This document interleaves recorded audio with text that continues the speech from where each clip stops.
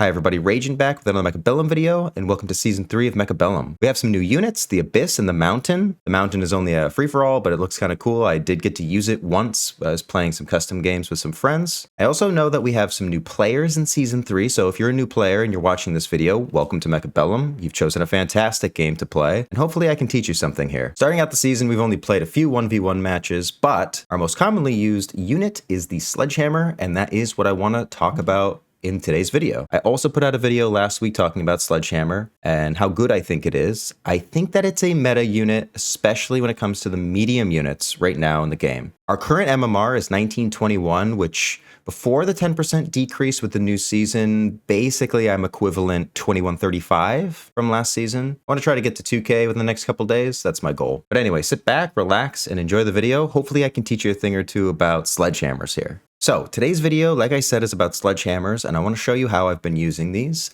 They're very versatile, and you can use them in a lot of different situations, but what I've been doing is I've been slamming them on the line with these techs. Now, you can take these techs in any order depending on what you're facing, and you don't even necessarily have to take the damage sharing if you don't want to. I'm going to go through 2 games today. I'm going to sort of speed through them a little bit just to sort of give you an idea of like the basic thing that I'm going for here. So I'll almost always put them forward like this on this side or this side, basically the same formation every time. I prefer to start with hounds when I do. These are my hound techs. What I do here is I space these apart by 7 because later I'm going to slot in more sledgehammers here. My plan is to put sledgehammers all along the flank here as well. Take things like mech rage, field maintenance, and damage sharing. EMP shot is specifically there to counter like steel balls right in my face or something like that, but that's basically the only thing I have EMP for. So this is our starting position here, and we're against training specialist, tanks, and marksmen and fangs. I've gone with hounds and sledgehammers and crawlers since they kind of clump up like this, and this is a really good clump of units. The dogs run forward, protect my sledgehammers. They clear the chaff. The crawlers continue to push through if any units get stuck shooting like sledgehammers and dogs. Almost always we'll get to the tower here. So this is a very good starting pack. I like the crawlers, sledgehammers, and hounds.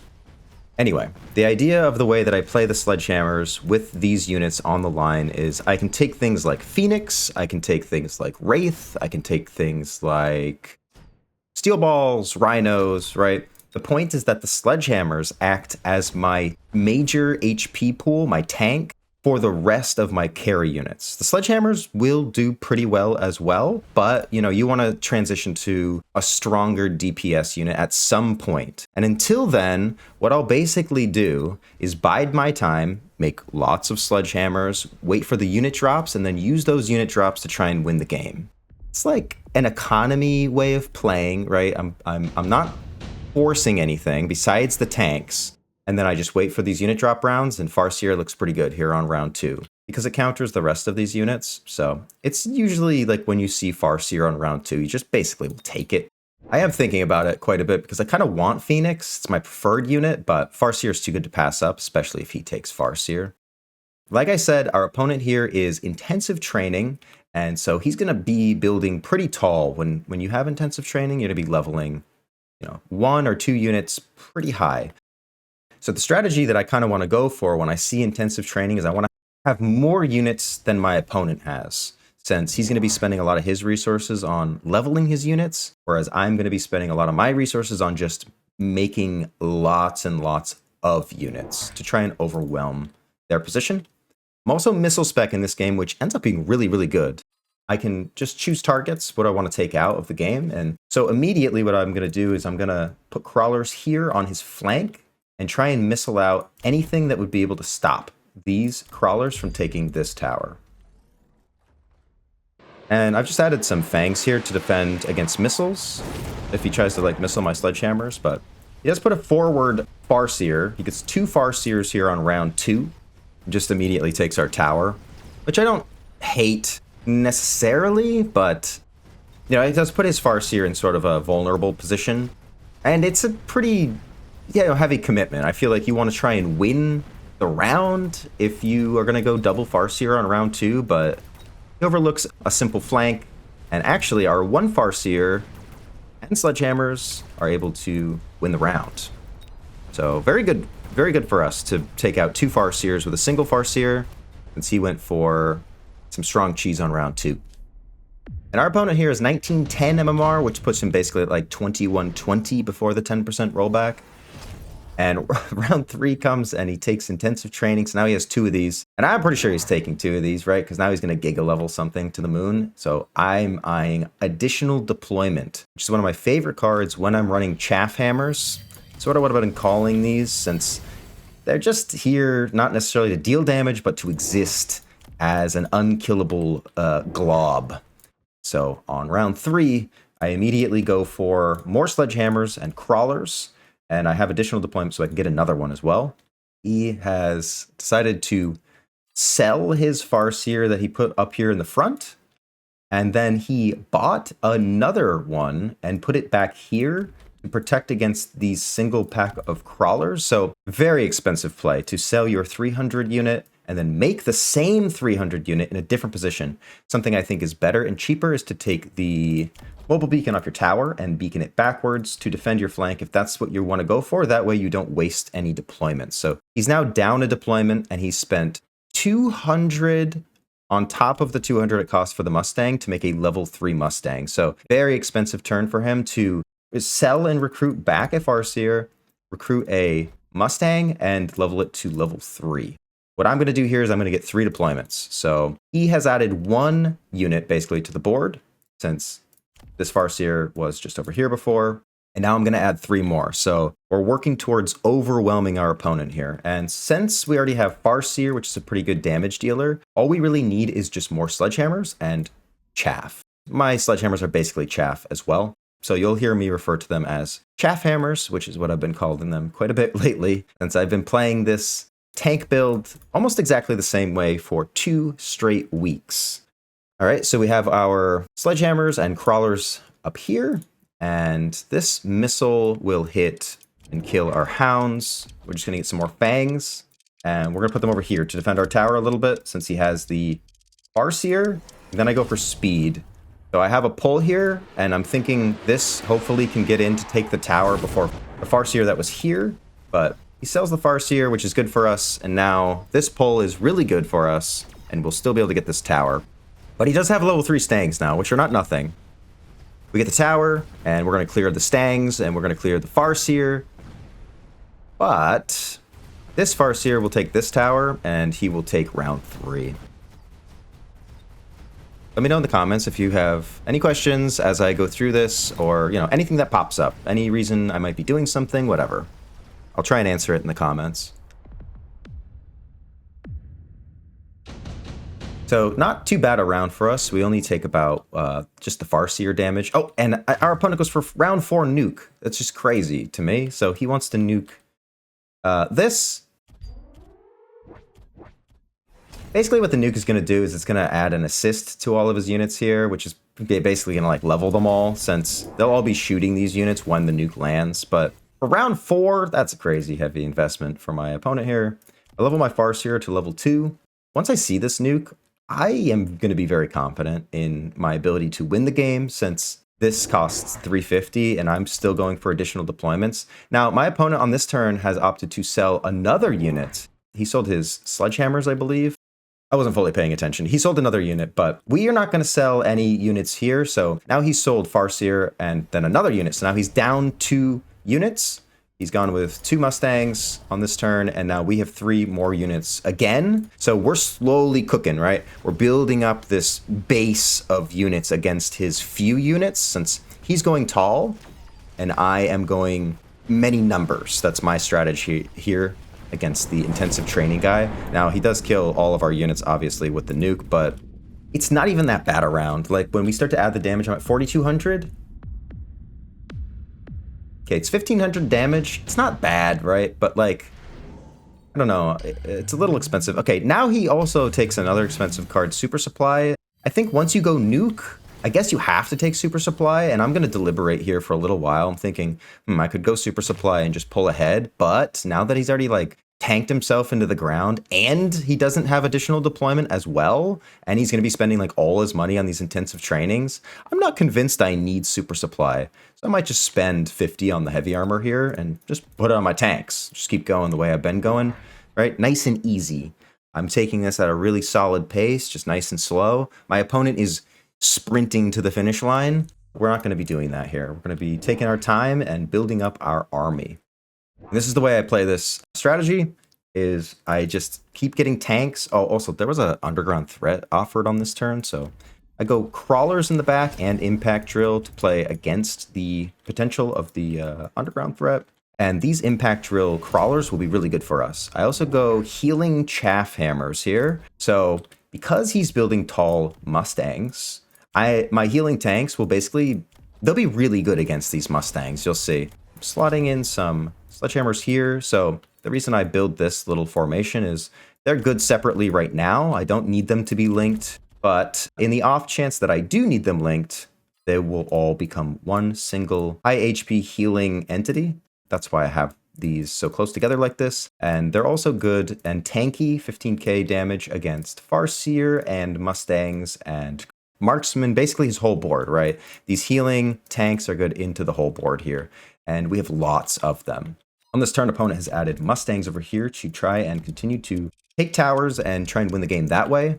And he also is shielding, so he has to shield his high investment in these Mustangs also, which is expensive for an investment, right? Since I have the missile strike that keeps coming back, that's going to be a constant threat for him. So as long as I can kill these shields, I basically will win the game by killing these shields, because it will force him to shield every time, which will continue to destroy his economy.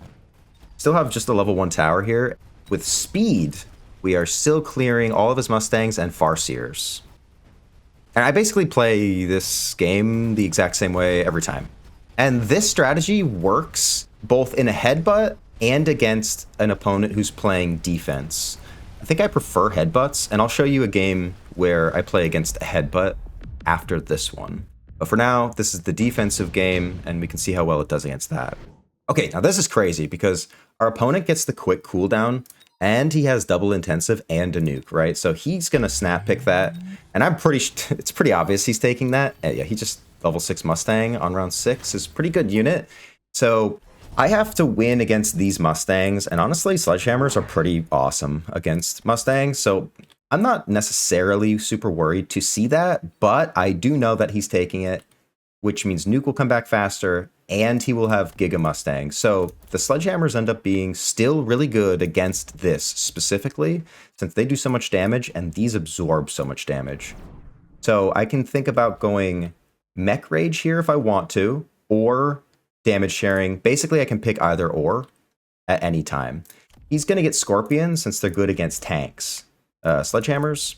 So he's going Scorpion Mustang in this game here. And we haven't really bought anything yet. We've gone for efficient tech research this turn. Now we can get more techs on sledgehammers and crawlers, whatever we need.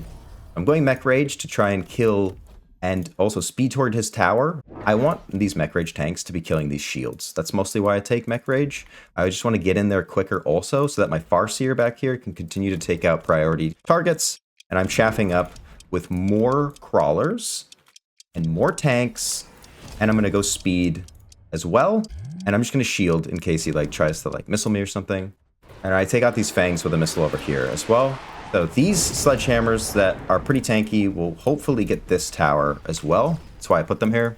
You can see the Scorpions are not shooting the right targets, and Mech Rage, we're sliding in there, still killing these shields, and we'll take down the tower. And because he has units in this shield, now that he has range on Mustangs, we'll also get this shield. So now he has to double shield again next turn to protect his high investment in Mustangs. So you can see the way that we're beating him is by forcing him to continue to try and protect his Mustangs, which continue not to work against my sledgehammers, which are the best unit in the game in my opinion right now.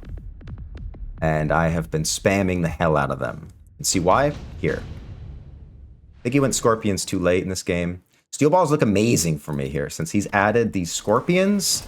And we have the junk build going. He's just like a glob of slow creeping death that creeps towards my enemy. Steel balls are going to be awesome. So opponent on this turn takes the level 2 Vulcan, clicks range So invest in range as well to cook my crawlers, which have been an issue for him. But now that I see that he has Scorpion, I'm basically going to auto slam the damage sharing button on these sledgehammers because they will be able to tank the Scorpion shots super well at level 1. He's level 8 Mustangs. Okay, level 8 Mustangs, which do have the most damage, but have basically hardly scratched the paint on these tanks. Okay, so we have steel balls here and here. I think I moved these over here, but he's going to try and cheese us with Phoenix now. So hopefully he wins the round with this, because if he doesn't, it's not looking good for him. We have the almost nearly unkillable sledgehammers that are fully online now. Level 4 at 36.8. So each sledgehammer has 36.8. So they're basically like 190k unit right here. This is about 190,000 health. Now you add this amount of health times 5 and this amount of health times 5, and that's how much health this whole thing has. And it's healing for 4.5% of the total maximum health of the total of this unit. So that's a lot of health coming back. Way more health than any of this can deal damage. So what he needs is melting points now. Maybe he should have taken steel balls as well. Just so you know what's going on with these and why they're not dying, it's because they have an extreme amount of health and this healing. So I'm getting more sledgehammers because I'm heavily invested in them and I can just keep slamming them down. So I put one here to add to the health pool of this single entity. And then I believe I put another one here to be a distraction against these other units as well. And then I just got more crawlers. So let's see how well the unkillable sledgehammers do here, and the steel balls. Steel balls would be really nice against the scorpions and the Vulcan and the tower. You can see we are taking out basically everything here. He has killed our tower with his Phoenix flank, but sledgehammers don't die, and steel balls were latched, and they take the tower. And look, just some sledgehammers over here, still dealing with Farseer. Still taking the tower. Steel balls were a great pickup for us. He takes the other tower, but we have the unkillable tanks, and Farseer still alive to deal with Phoenix. So a fire round for him, and he still doesn't win. So not looking good for our opponent here. I'm feeling very confident about winning the game. Now, our opponent did take quick cooldown, so he does have nuke back, which would be a problem for us this turn, but the nuke won't actually be able to kill this. Opponent takes the shield barrier on Vulcan. I think he should take laser sight in my opinion. Maybe barrier's fine, but I do have steel balls now, so barrier, if I connect, it's just not going to do that much. Maybe even smoke bomb, but not really, because I have no range on my units. I literally have no range. I just creep forward and win every time. I'm really thinking about what I want to do here. I guess I just take the laser sight. I was going to try and nuke us, but the nuke doesn't have enough health to kill these sledgehammers. So the only thing that basically will survive the nuke is the sledgehammers. And now that he has melting points, the melting points should be able to take these guys out. Hopefully it's still just like a close round though for us. I added a Farseer here to deal with the Phoenix flank. I take all the levels on Sledgehammer because I know the nuke is back and I just want to try and continue to live. The melting points are a good addition. But these Scorpions are here for the tanks. So let's take stock of what's going on here. He bought Scorpions to deal with our Sledgehammers, and it didn't work. So now he's invested in melting points to deal with our Sledgehammers as well. So it makes the Scorpions redundant and a little bit useless in my opinion. And it's very expensive since he's not Giant Specialist. He had to spend 200 to unlock melting point, to spend 800 to get melting points, and then had to spend 300 for range on melting points. So it's a really expensive turn. Almost every turn for him has been expensive. And for me, I'm just making sledgehammers at level 1 because they're triple teched and they still just keep winning. So when you see your opponent go into Stangs, level 5 Stangs, level 9 Stangs, you know they're spending lots on this. And what you want to do to counteract it is just make more units, since I'm just continuing to overwhelm him here. And we're going to count at the end how many units I have and how many he has, because in order for him to fund these expensive plays that he's been making, he's been selling a unit every single round. And if we haven't sold a single unit, all the units that we have from round 1 are still on the board, which is the whole reason that I'm able to continue to overwhelm him. He's thinning his numbers while I increase my numbers. I'm basically doubling the amount of deployments that he is every turn. Okay, I go for a mobile beacon here because nuke is landing and I want to save some steel balls. So I go for this tower. I'm going to missile out these Mustangs since they're the least risky to go after. I think I just got another pack of steel balls, and I'm just going to put it here to try and take tower. And I have loaned and speed and temp and all that stuff, and laser sight goes on Farseer. So let's see how this goes. So we take out the Phoenix flank. His melting point is connected to our level 1 sledgehammers, which they die first, and then melting point has to retarget, and the sledgehammers survive the nuke hit. We do take the tower on the left at really good timing. Once the smoke clears, you'll see that my sledgehammers are still alive, but he does have 2 melting points connected, so they die, but you can see how long they have survived, which has allowed us basically to clear the entirety of his board. And even though we lose this round, we only lose by like a melting point and a Farseer. Sledgehammer's just, even the level 1s. Yeah, so just take a little bit of damage on the nuke turn. So he has no nukes left, so probably will win the game here. We could take Rhino, since it's basically, it kind of matches the rest of the energy of our board here. It's the trickling death from hell. Opponent goes with level 3 Fortress because level 3 Fortress is level 3 Fortress, and I guess that's his logic in taking that. So I'm staring at the board and I'm trying to figure out how I win the game. What is he lacking heavily in? Chaff clear. He has almost no ability to clear crawlers with this board, and I'm going to try and exploit that. So I've gone armor rhinos against Mustangs. At level 3, they'll block up to 180 damage, so these Mustangs do 0 damage. Opponent is missing out our steel balls. Yeah, I'm thinking quite a bit, because I haven't not spent anything yet. I'm thinking about how to win the game, right? What play is it? Mech div steel balls. Quad deploy steel balls. I think I get another one. Because each steel ball that dies makes 5 crawlers. I just beef up the flank here. I'm going to shuffle these rhinos a little bit closer together, and I'm going to go for this tower. And there's going to be so many crawlers, which all have impact drill, by the way. So, yeah. So we have the unkillable sledgehammers and the infinite chaff steel ball board. And that's the beauty of building sledgehammers this way, is you get them on the board, it forces your opponent to react to them. They typically will overreact to them.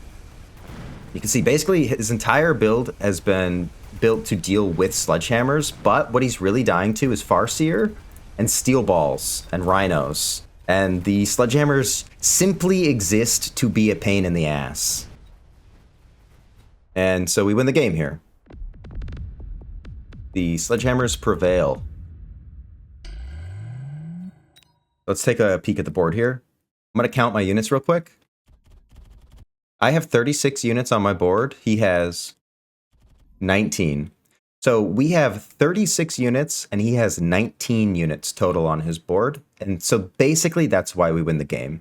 And also we have 7 packs of steel balls, each making 20 crawlers, which is 140 crawlers. So we have lots and lots and lots of crawlers, unkillable sledgehammers, Farseers with laser sights, rhinos with armor against Mustangs, and it's just a creeping death, right? Our only anti-air is these 2 Farseers, and honestly, even if he made air units, this would just be enough because of the sheer amount of HP that is rolling towards him. What opponent was lacking in this game was money due to the double intensive cooldown and the heavy investment in nuke. On round 4, he made level 9 Mustangs and level 8 Mustangs, but level 8 and 9 Mustangs basically do nothing to the infinite health sledgehammers. And even though he has scorpions that he built against the tanks, once they basically immediately stopped working, he went into the melting points, which is also just for the sledgehammers. So we continue to pull ahead by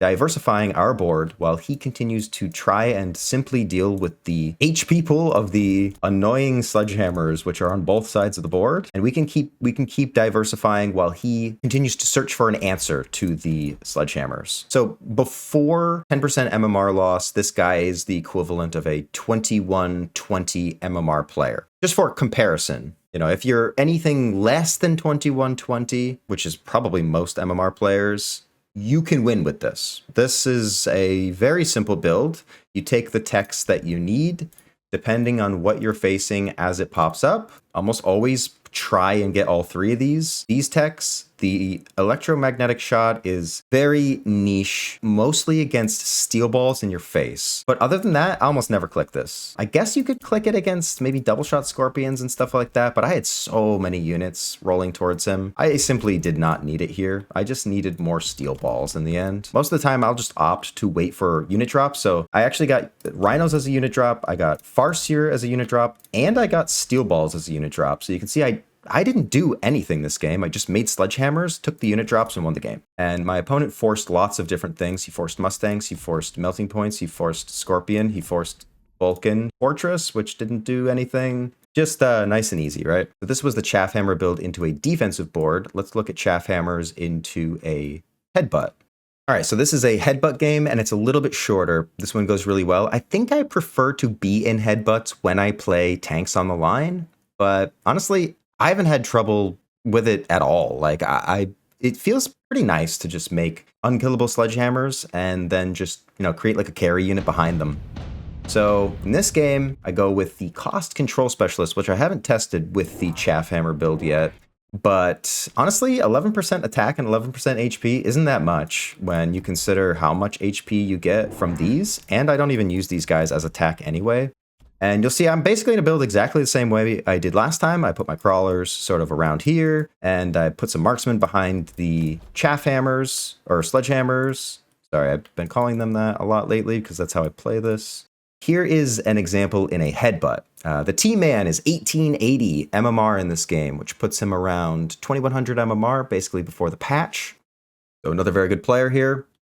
And he is quick supply specialist. He's grabbed himself 2 sets of steel balls to go with his Mustangs and crawlers. And I'm just positioning my marksmen as best I can. I'd like to leave 7 spaces between them in the off chance I want to like slot in like a war factory or something, right? Then I have room for it. So I've leveled this tower to level 2 since I can do that as cost control specialist, which is good since crawlers are going straight for it. But because he has grabbed himself steel balls for round 1 and he's quick supply, it'll just be too much for me here. But I'm going to fix it on round 2. So take some damage here on round 1 against quick supply. Round 2, we get intensive training offered, and this is basically perfect. It's exactly what I want to see here, and I guess my opponent agrees. Now, the thing with my opponent is he's quick supply, I'm cost control, so I can afford to unlock the Wraith, and get the Wraith, and still get a Crawler. So I think I'm going to be playing cost control more with this build, since just having money is like a huge part of the build. My opponent here has grabbed steel balls and crawlers. He's loaning on round 2. Now, obviously, in this game, this is not how you want to play this. He's loaning because he wants to level his Mustangs, and we are not going to be loaning. We're going to be playing in a prudent way, where we just simply wait, right? Because this build is all about patience. These crawlers are still good against the arc light that he added here, but steel balls will get my tower, and because he gets my tower again, these level 2 Mustangs that I used the intensive training on should be able to kill my Wraith and take the turn for him.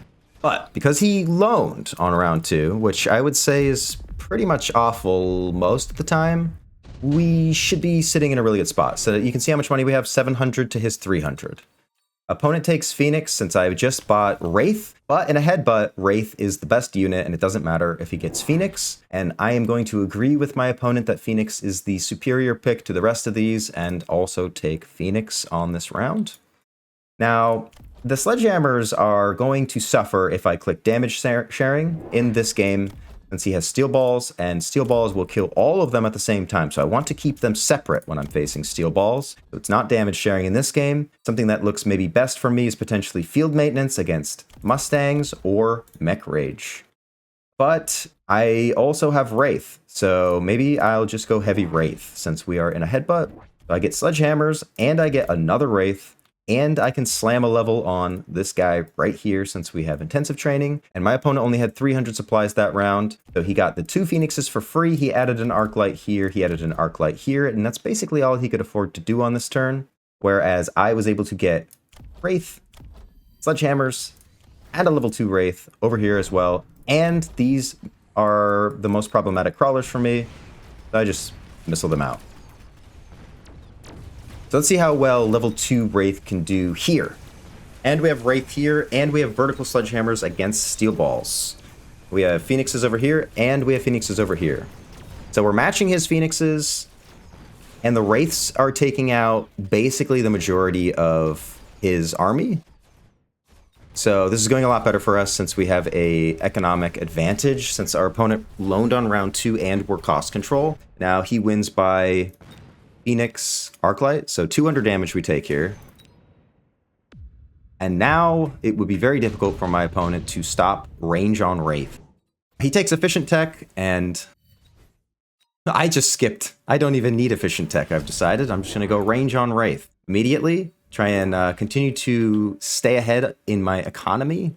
Now we have ranged Wraiths, and basically what's good against his whole board is more Sledgehammers and more Wraiths, right? Like, he's trying to kill me with Mustangs and Phoenixes. He probably should be getting Wraiths of his own, but I'm not even worried about Wraiths since I have Sledgehammers. And Sledgehammers are good against Steel Balls and Mustangs, and Wraiths basically just sit behind the Sledgehammers here and kill his whole board. That is my plan here. I'm also flanking him here with Crawlers, since he's just building on the line. I go with Attack 1, since I kind of need it on Wraiths. It's really, really good with Wraiths. And I have 150 supplies. What am I going to do here? Maybe Speed? Or Crawlers? Yeah, okay, I get Crawlers. I'm glad I'm not clicking Speed. I don't really need it. And I'm just taking care of these Crawlers so I don't have to missile them anymore. So let's see how well Wraiths with range do on the line with Chaffhammers. And remember, this guy is basically 2100 MMR before the new season. All right, so we're doing really well. We are now winning the game instead of losing the game, and that was a pretty quick round, actually. Wraiths get there. We do lose 2 Wraiths to Phoenixes, but it's looking good for us.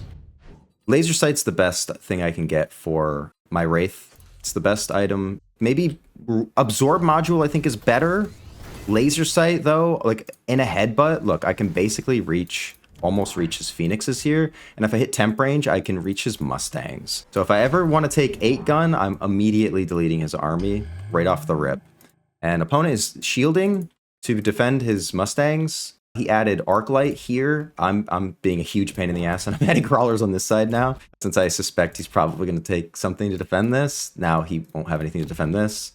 And I'm going to go Speed so that these Crawlers can get in here. And on this turn, I go with a Fang, so I don't get flanked. Since I flanked my opponent last time, he might want to try and flank me, so that's what the Fangs are for. I've made Crawlers and Fangs, and honestly, all I need is probably more Sledgehammers or Wraith. Yeah, so I get a 3rd Wraith, or a 4th Wraith, rather. My opponent spends 200 to unlock Fortress, and buys Fortress because Fortress Mustang, but also Fortress, that's a weird play. That's just like a super expensive cope play, I think. Like, Fortress is strong, so I make Fortress. I feel like that's the reasoning behind this, but Fortress not strong here. I guess he's building Fortress to try and clear Sledgehammers faster so that his Phoenixes can try and kill my Wraith, but it's just not good. Basically, it's too expensive. I have intensive training back, and I can just make level 3 Wraith. Or level 2 Wraith. Yeah, even better. Now I have 2 level 2 Wraiths, and maybe defense enhancement, yeah. And probably speed, I guess. Speed seems good. I try and missile these Crawlers. Am I going to save 100? Do I level my tower? Oh, I level Crawlers, yeah, because it's good against Arclight. It's funny, I just couldn't remember what I did in this game. Okay, so I didn't take speed. So Laser Sight Wraith now with 120 meters should be able to get to these Phoenixes pretty well. Wraith range also on this side has actually successfully won this side. We have 2 level 2 Wraiths. Nice. And we're getting Tower. Even though he missiled out this, 3 Crawlers ended up living. And Wraith is a lot of damage to the HP. So I think something funny that happens here. He goes with Phantom Rays. I'm just taking Melting Point, since level 2 Melting Point is level 2 Melting Point is level 2 Melting Point. And you should always take level 2 Melting Point, in my opinion, because it's level 2 Melting Point. And it's free, so it's good against Fortress. Yeah, see, you get punished for being proactive. He built Fortress, I get just free Melting Point.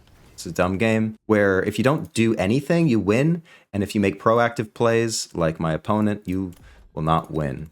Something funny I think happened last time is he missiled these, so I think he just didn't know that these crawlers were even here, because he totally forgets about them, and focuses all his efforts on Fortress Barrier against Wraith, which is not good in a headbutt.